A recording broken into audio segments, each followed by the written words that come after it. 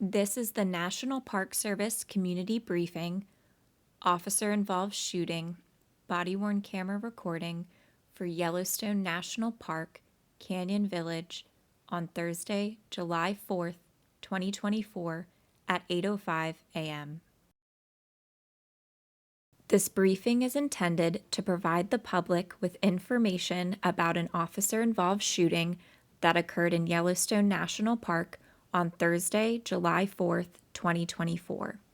You are about to view relevant recordings from the involved officers' body-worn cameras to gain a better understanding of what transpired.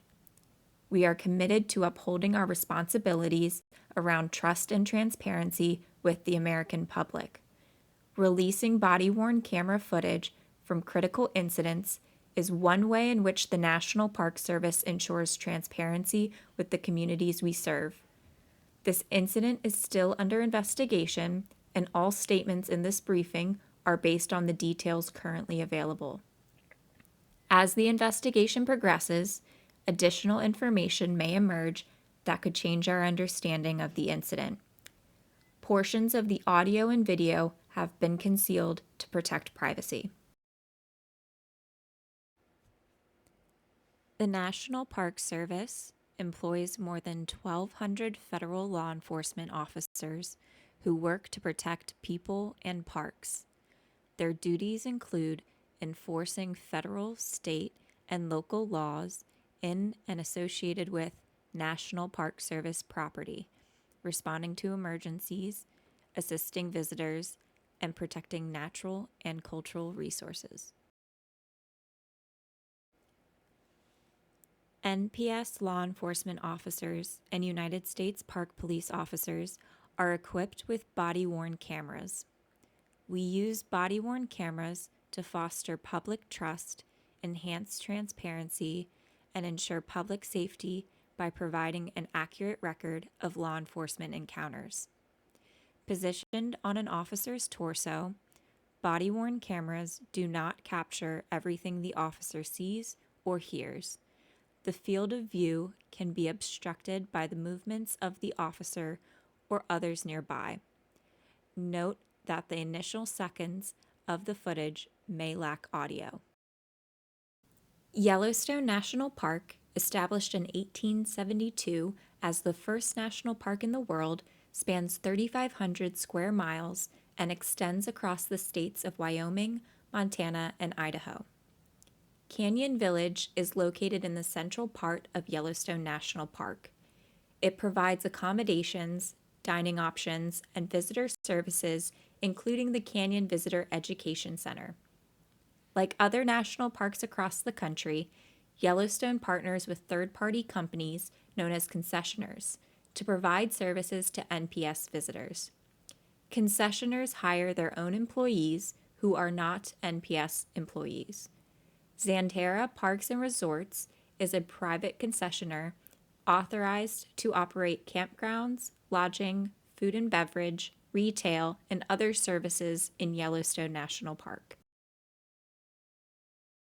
Just after midnight on July 4th, the Yellowstone Interagency Communication Center received a report that a concession employee had been unwillingly held by an individual for several hours on the late evening of July 3rd. The individual, later identified by NPS law enforcement officers as Samson Lucas Bariah Fussner, also a concession employee, allegedly came to the employee's residence in Canyon Village armed with a knife and handgun. The report also indicated that Fussner threatened to kill the employee and target the employee dining room in Canyon Village the following day. The employee dining room, or EDR, is the primary food and beverage location for Canyon-based employees of Xanterra Parks and Resorts. After Fussner left, the employee moved to a secure location and sought help. The following audio is from a 911 call to Yellowstone Interagency Communication Center made by a Xanterra security guard. Fussner and the concession employee were both employed by Xanterra. 911 emergency. What is your exact location? Hey, the incident is going to be at Canyon Lodge in the Grizzly downstairs bathroom. This is security from Canyon. So you're at the Grizzly? I'm on my way to Grizzly dorm right now. Okay, and what are you calling? So, yeah, Grizzly dorm? Correct. And what are you calling to report? A female employee is with some other people in the female bathroom downstairs. She said a guy is threatening to kill her and shoot up the EDR tomorrow. NPS law enforcement officers responded immediately to the Xanterra employee dorms and searched the surrounding area for Fussner. The employee told officers that Fussner planned to carry out mass shootings at the EDR and July 4th events outside of the park. Yellowstone Interagency Communication Center notified law enforcement agencies from surrounding jurisdictions.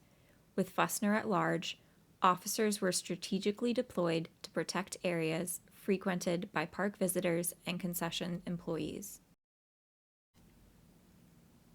By the early hours of July 4th, over 20 NPS law enforcement officers, including the Yellowstone Grand Teton Special Response Team, began searching for the suspect in and around Canyon Village, including the area around the employee dining room. The crisis negotiation team from Yellowstone Grand Teton was activated, and an NPS victim advocate was requested to assist. While searching for Fussner, NPS law enforcement officers located Fussner's unoccupied and unlocked vehicle in the main Canyon Village parking lot. Officers found an unsecured handgun near the center console and driver's seat in plain view. At 8:05 a.m., Fussner emerged from the woods with a semi-automatic rifle and encountered an NPS law enforcement officer near the Canyon Lodge. Fussner fired at officer number 3. Note, officers number 1 through number 3 are numbered in the order that they fired at Fussner. After shooting at officer number 3, Fussner moved directly towards the loading dock, firing through the doorway into the hall at officer number 1. Officer number 1 returned fire and was shot by Fussner during this exchange. Officer number 2 could not return fire due to officer 2's position in the hall. The photograph on the left is officer number 1's approximate view of the loading dock when Fussner shot officer number 1. Investigators documented multiple entry and exit holes from gunfire. The photograph on the right is damage to the interior wall behind officer number 1's location. Many bullets penetrated consecutive walls of the building when Fussner fired at officer number 1. The body-worn camera recordings in this community briefing video are from 3 NPS law enforcement officers. Note, NPS policy reads in part, all personnel on scene shall activate their body-worn cameras prior to contact with individuals, except when faced with an emergency situation requiring immediate action to preserve life or safety. Officers number 1 through number 3 are numbered in the order that they fired at Fussner. Officer number 4 and number 5 did not fire their rifles. Officer number 1, who was shot by Fussner, did not activate the officer's body-worn camera during the entire shooting. Officer number 2 did not activate the officer's body-worn camera until after the shooting, though it did capture officer number 2 firing at Fussner. Officer number 3 did not activate the officer's body-worn camera until after the shooting, though it did not capture officer number 3 firing at Fussner. Officer number 4 did not activate the officer's body-worn camera until after the shooting. Officer number 5 activated the officer's body-worn camera during the shooting and ran towards the sound of gunfire. The following video is from officer number 2. You will see officer number 2 move from the hall inside Canyon Lodge into the garage bay before encountering Fussner for the second time. As Fussner moves towards the open garage door, still armed with the semi-automatic rifle, officer number 2 fires at Fussner. A word of caution. These videos of an officer-involved shooting contain graphic content and strong language. Viewer discretion is advised.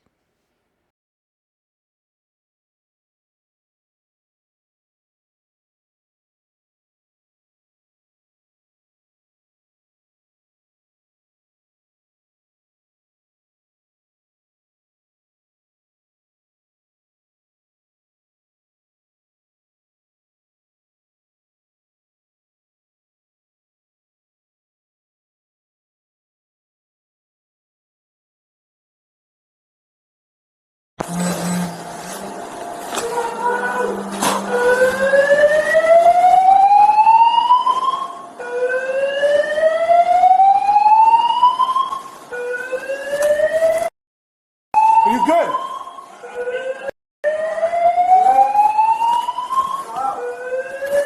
Okay.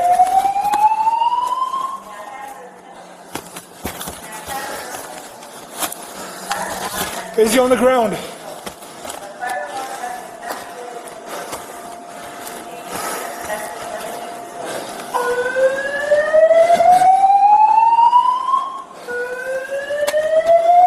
Hey, go upstairs. Move. You go. Go.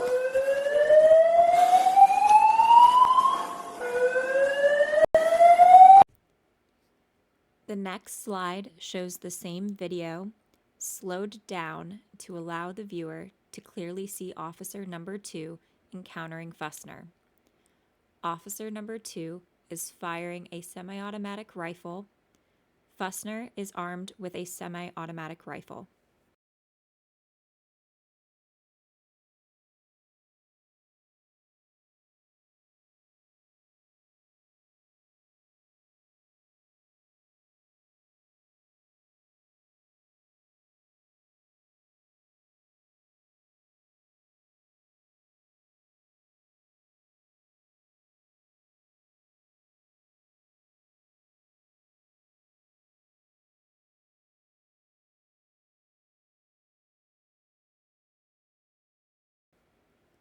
In the video footage before officer number 2 activates the body-worn camera, officer number 3 rounds the corner of the building and fires at Fussner.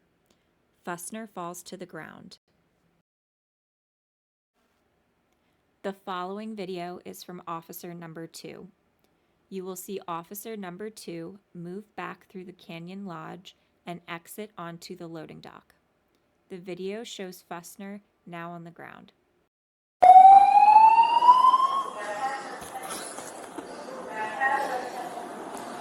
Information back at the EDR. What do we got?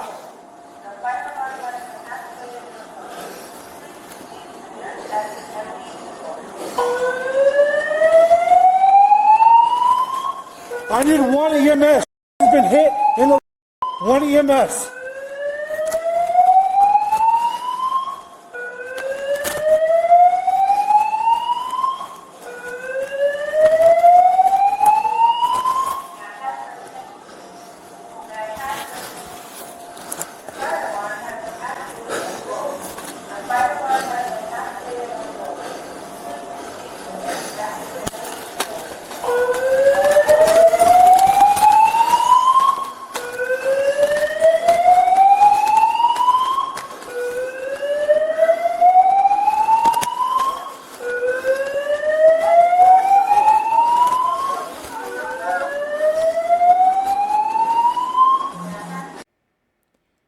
The following video is from officer number 4. You will see officer number 4 move from a location and remove the semi-automatic rifle from Fussner. Officer number 2 provides cover from behind a dumpster at the loading dock. Officer number 4 then searches for officer number 1 to check on the officer's injuries. The audio begins when officer number 4 activates the body-worn camera.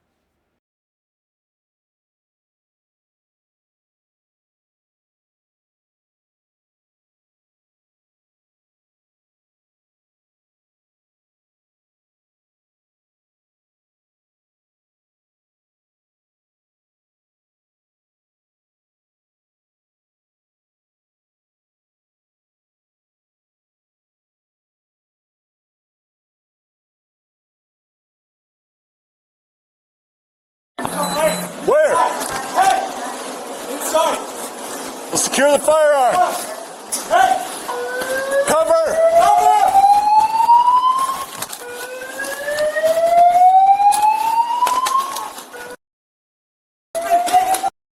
Here. Hey, inside! Yeah. Firearms right here. I'm gonna go to. Hey! Go to. Yes! Firearms right behind you.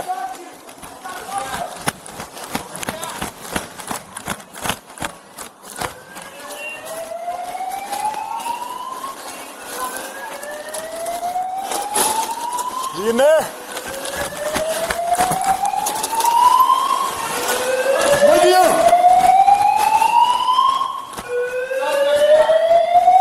Where is?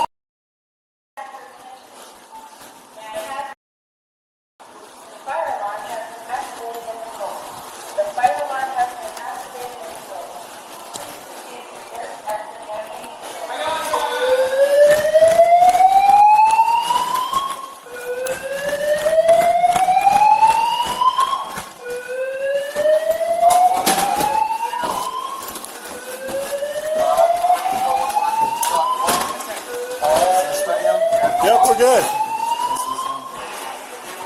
All right. All right. All right. The next slide shows the same video slowed down to allow the viewer to clearly see the semi-automatic rifle found on Fussner. Officer number 4 secures Fussner's firearm. Officers later found multiple magazines for the semi-automatic rifle near Fussner. A semi-automatic pistol was also found on Fussner. Hey! Cover! Cover!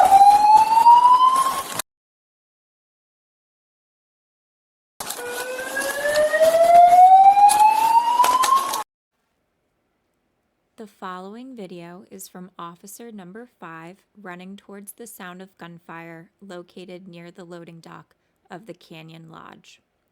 The gunfire is from an encounter between Fussner and NPS law enforcement officers. Officer number 5 arrives after Fussner had been shot and was on the ground. Get back in your door! Tell everyone! Stay in the door!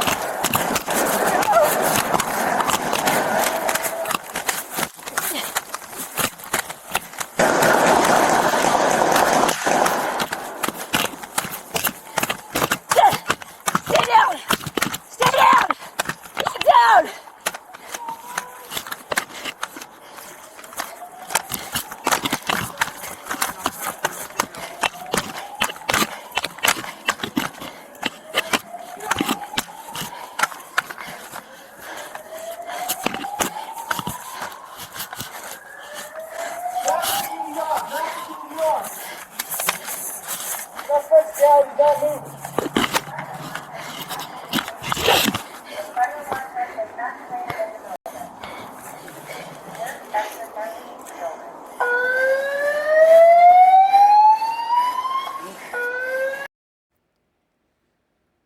Officer number 1 sustained a gunshot wound to a lower extremity and was promptly transported to a medical facility for treatment. At the scene, responding officers and emergency medical personnel promptly provided medical assistance to Fussner. Despite these efforts, Fussner was subsequently pronounced deceased by a physician. The Yellowstone Grand Teton Special Response Team and additional NPS law enforcement officers executed a thorough room-by-room clearance of Canyon Lodge to ensure no further threats were present and no one else was injured. It is noteworthy that despite a minimum of 200 visitors and employees in the Canyon Lodge area at the time of the incident, no additional individuals sustained physical injuries. The investigation into this incident, which includes the actions taken by NPS law enforcement officers, is being led by the Federal Bureau of Investigation with assistance from NPS special agents from the Investigative Services Branch. Once the investigation is complete, the results will be forwarded to the United States Attorney's Office, District of Wyoming, for review. Per standard practice, an administrative investigation in this matter is ongoing by the National Park Service Office of Professional Responsibility, which is the NPS internal affairs body.